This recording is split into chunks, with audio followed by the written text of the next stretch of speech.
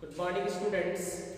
Raman physics classes के YouTube channel पर आप सभी बच्चों का मोस्ट वेलकम है।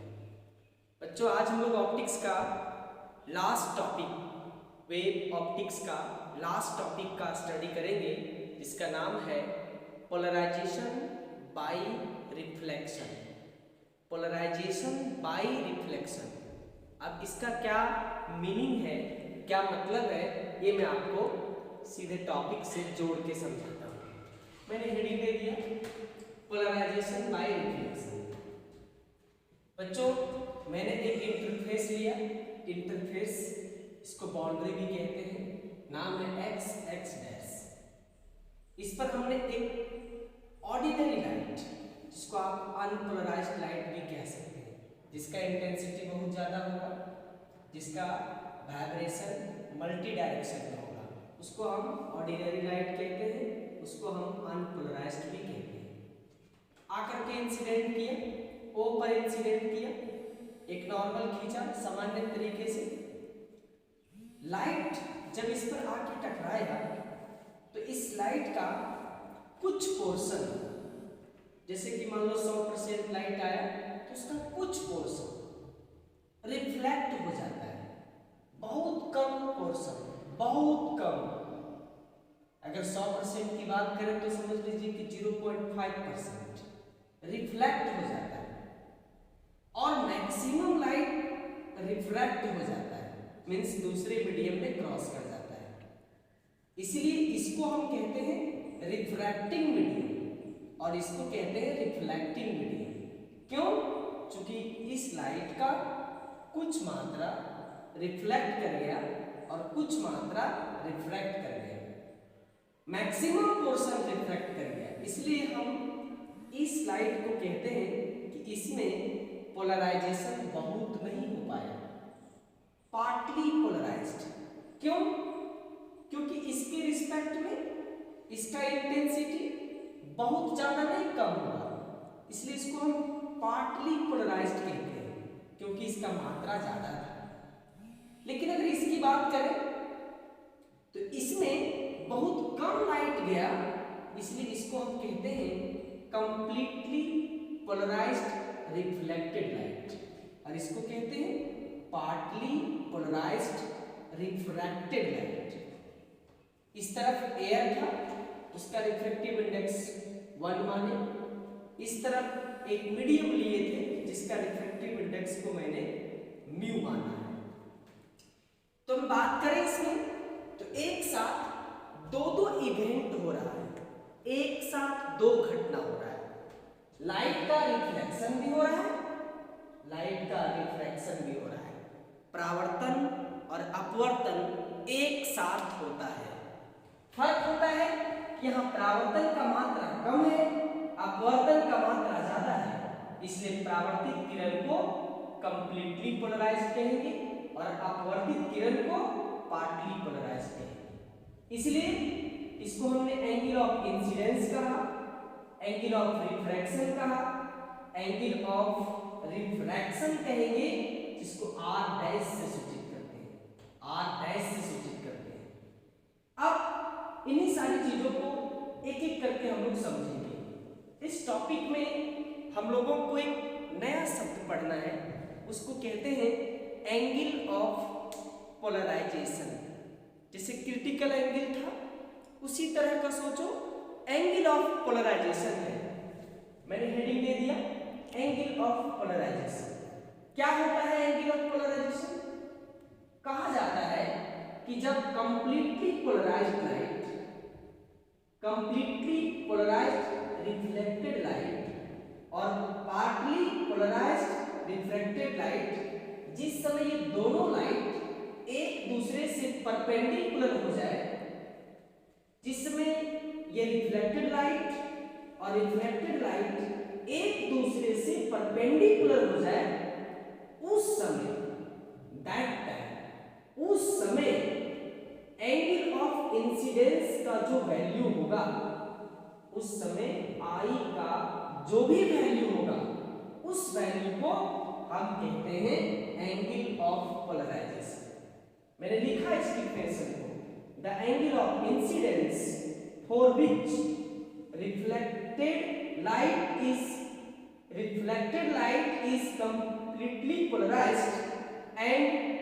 completely polarized is called angle of polarization।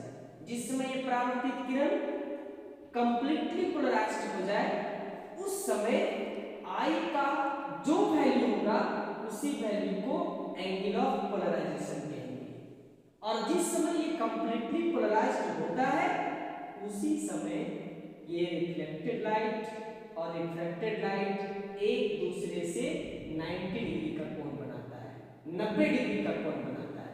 इसलिए हमने इसको मैथमेटिकली लिखा, जब I equal to theta P हो जाए, थीटा पी का मतलब एंगल ऑफ पोलराइजेशन, जब I का मान थीटा पी के बराबर हो जाए उस समय angle AOB in the sense AOB ये वाला जो एंगल होगा उसका मान 90 डिग्री होगा, उसका वैल्यू 90 डिग्री होता है।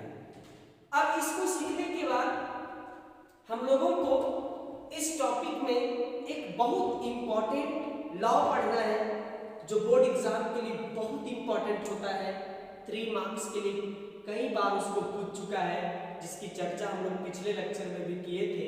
नाम है उसका बैरिस्टर्स लॉ। बैरिस्टर्स लॉ ये 3 मार्क्स के लिए बहुत इंपॉर्टेंट क्वेश्चन है। क्या कहता है इसका statement? It states that the refractive index of refracting medium, मतलब इस मीडियम की बात कर रहे हैं, refracting medium is numerically equal to tangent. यहां पर टेंजेंट का मतलब टैन समझना, ट्रिगोनोमेट्री का टैन, टैन का पूरा नाम होता है tangent, tangent of angle of polarisation in the sense mu equal to theta P. इसी को आपको प्रूफ करना है।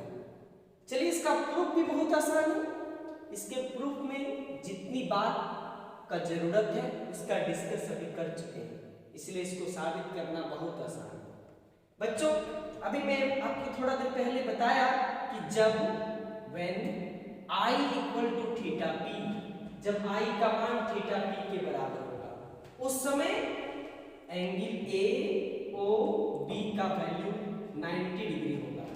मैंने तुरंत लिखा when I equal to theta P then angle AOB equal to 90 degree. अब AOB को ध्यान से देखो, AOB को ध्यान से देखो, क्या इसको लिख सकते हैं एंगल AOX ये वाला कोण और एंगल BOX ये वाला कोण, ये दोनों कोण को जोड़ देंगे तो क्या बन जाएगा एंगल AOB बन जाएगा, जिसका वैल्यू कितना है 90 डिग्री है। मैंने तुरंत लिखा इसकी जगह पर AOX plus BOX equal to 90 degree. फिर आप माइंड लगाइए, ये जो नॉर्मल है यहां से लेकर के यहां तक का कोण कितना होगा 90 डिग्री होगा। हमको चाहिए ये वाला कोण, तो r डैश को माइनस कर देंगे। इस नॉर्मल से इस सरफेस तक कितना कोण बनेगा 90 डिग्री का बनेगा। हमको ये वाला कोण चाहिए तो उसमें से r को माइनस कर देंगे तो ये प्राप्त हो जाएगा, और दोनों को जोड़ देंगे तो 90 डिग्री हो जाएगा। तो हम क्या लिख सकते हैं AOX के जगह लिख सकते हैं 90 माइनस r डैश, BOX के जगह क्या लिख सकते हैं 90 माइनस r। मैंने इसको लिख डाला 90 minus r dash plus 90 minus r equal to 90। एक 90 से 90 कैंसिल हो गया, r डैश का वैल्यू निकला 90 माइनस r, जिसको हम इक्वेशन फर्स्ट कर दिए।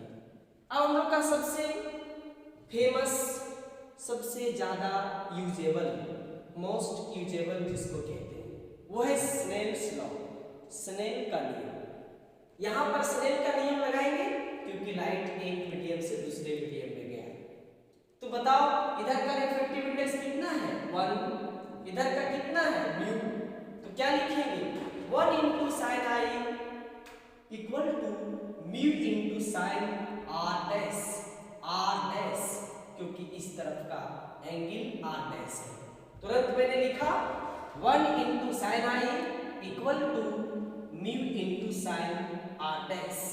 अब इसके आगे का सॉल्यूशन मैं आपको इसके बाद दिखलाता हूं।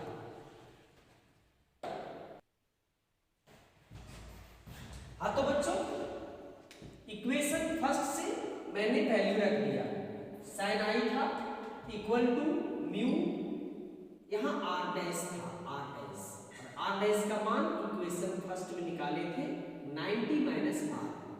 इसको आगे बढ़ाते हैं, मैथमेटिक्स सॉल्यूशन है, sine I equal to mu sine 90 minus theta cos theta होता है, मैंने कॉस आर लिखा, यहां से म्यू निकाल लिया, साइन आई बट्टा कॉस आर, इसको इक्वेशन 2 कर दिए। अब लास्ट में बच्चों ध्यान दीजिएगा, क्योंकि अभी आपको मैंने थोड़ा देर पहले बताया इस फिगर में दो घटना हुआ, एक रिफ्रैक्शन और एक रिफ्लेक्शन, अपवर्तन हुआ, परावर्तन हुआ। तो अभी आप स्नेल का नियम यूज किए, वो किसका नियम है? रिफ्रैक्शन का है। दैट मीन्स अभी आप इसका नियम यूज किए हैं और इसका नियम यूज करना बाकी है। परावर्तन का नियम, क्योंकि इसमें दोनों घटना एक साथ हुआ है, और जब दो घटना एक साथ होगा तो दोनों का हमको बारी बारी से लॉ का इस्तेमाल करना है। बहुत ध्यान से, बहुत आराम से इस नियम को आपको यूज करना है। पढ़े थे हम परावर्तन का नियम, अब इधर की बात छुपा देंगे। I equal to R, I equal to R, ये परावर्तन का नियम है। मैंने तुरंत लिखा according to laws of reflection I equal to R. अभी हम बताएं आपको कि I का मान थीटा पी के बराबर था, तो क्या होगा? I equal to R equal to theta P, जिसको आप एंगल ऑफ पोलराइजेशन कहते हैं। अब इस बात को लेकर इक्वेशन सेकेंड में पुट कर देंगे, I के प्लेस पर भी थीटा पी, R के प्लेस पर भी थीटा पी रखेंगे। जैसे पुट करेंगे हमारा सिचुएशन यहां पहुंच जाएगा, mu equal to sine theta P बट्टा कॉस थीटा पी। अब साइन बट्टा कॉस को tan कहते हैं और साइन इसी को साबित करना था, इसी को हम बैरिस्टर्स लॉ कहते हैं। अब इसमें न्यूमेरिकल्स की बात करें, ये तो सिद्धांत पूछेगा तो 3 मार्क्स का पूछेगा, इंपॉर्टेंट तो है ही, इस पर ऑब्जेक्टिव भी पूछ सकता है। बोलेगा कि जब एंगल ऑफ पोलराइजेशन 60 डिग्री का होगा तो बताइए कि रिफ्रैक्टिव इंडेक्स कितना होगा। यहाँ पर 60 डिग्री जैसे रखिएगा, म्यू का मान निकल जाएगा √3।